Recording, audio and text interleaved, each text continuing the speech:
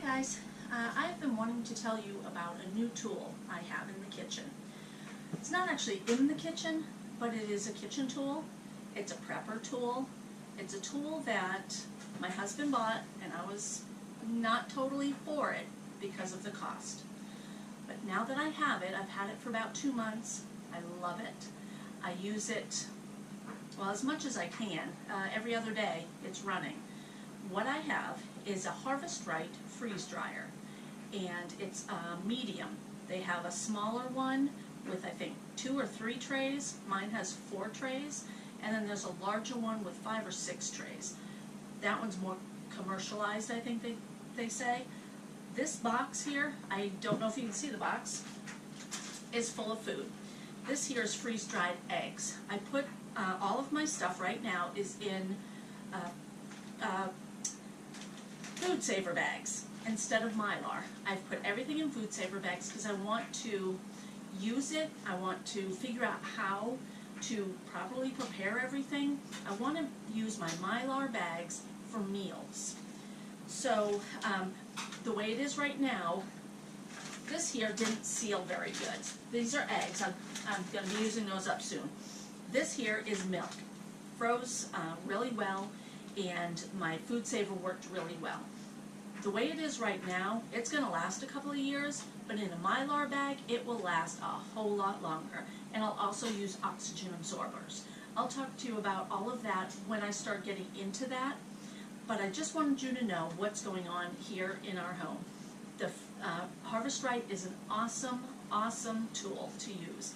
It's pricey, but it's worth it. And you know me, I am super frugal. Milk is on sale right now. Well, milk was 79 cents a gallon this summer. It's now $1.19. It's going up. I grabbed a bunch of milk and I'm freeze drying it. I can use this in baking instead of using a gallon of milk. I don't have to go out to the store and buy a $2 gallon of milk when it becomes $2, because I know it's going to happen. I can use my freeze-dried milk. You could reconstitute this and use it just to drink, to use in your cereal. Same with the eggs. I've made segments of videos, but none of them really came out great. So if this video comes out good, I'm going to share this, and maybe I'll link some of those other videos. I did eggs. They came out amazing. I did find out that I need to put the eggs in the freezer, in my trays in the freezer, for them to work better, because my machine is on a tilt. And all the eggs, all the scrambled egg just tilted right down. Didn't work very good for me. I'll tell you all that in another video. But the eggs came out really good. 2 tablespoons, is it? Yeah, 2 tablespoons of dried egg to 2 tablespoons of water make 1 egg. And it came out really good. Very tasty, just like a regular egg. I have freeze-dried pizza. This is Jack's Pizza. It has not been cooked. I put it in the freeze dryer. Everybody loved it. The only thing that we didn't like about it, it was too crumbly. So I'm going to cook it, then freeze dry it, and see what happens then. I have freeze-dried chicken noodle soup. I haven't tried this yet, but I will. This was leftover stuff that I had in the freezer. I freeze-dried it, came out perfectly freeze-dried, and I'll be reconstituting this, and I'll let you know how that works. I'll bring you along on some of these videos. But right now I'm going to shut the machine off. I'm going to shut the camera off so I can go over and show you my HarvestRight. All right, this here is the HarvestRight.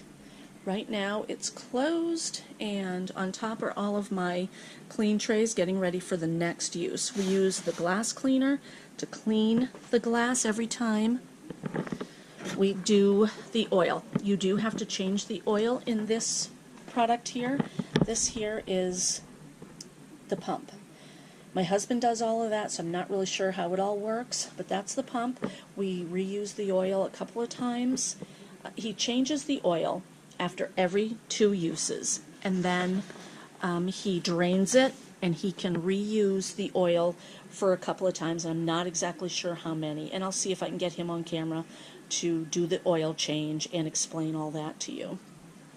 This here I'm going to wipe out before I use it again, It has some residue on there, but this here is the freeze dryer.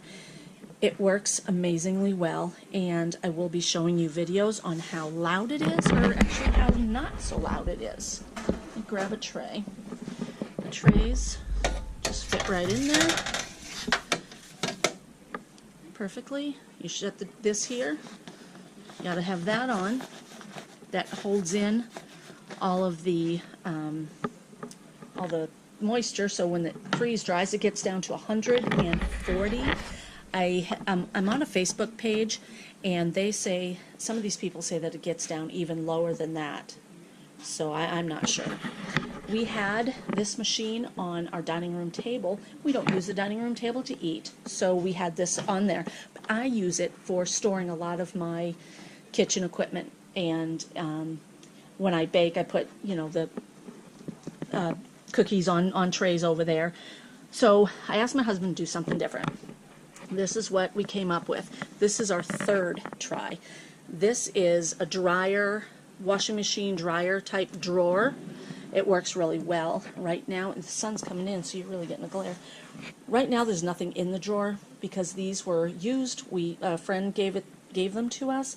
They smell like Downy or something, so I don't know what's really going to go in here, if anything. But this keeps our machine off the floor. And over here, this here is how we drain it. When the product is done, you need to drain it. You open up, right now it's open. You drain it. It vents. It lets out all the air. Then you're able to open it up, look at your product, make sure it's frozen, or dehydrated. If it's totally frozen and dried, it comes out crackery or dusty almost, and I'll be showing you that. But then you have to drain the water, and here is some water in here. I'll be taking that out. It comes out the hose. That's why we have to have it off of the floor. It has to be up so the hose can drain. So it works really well. I will be bringing you along on videos on what I hydrate, what I freeze dry, and all that good stuff. Guys, I hope you like this video. Give me a comment, give me a like, and subscribe. I will be making more videos, and as I learn, I'll be telling you. So keep watching.